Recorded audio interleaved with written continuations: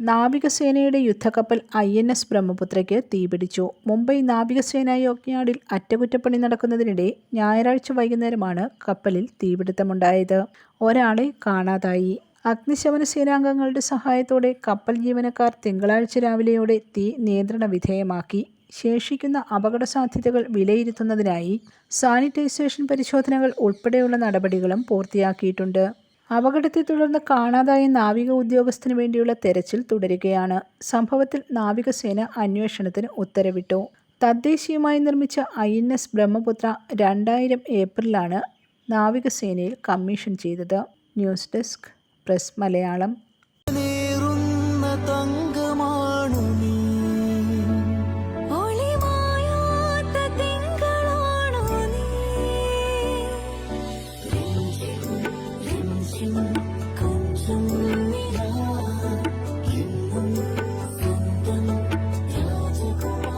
Be a Rajakumari.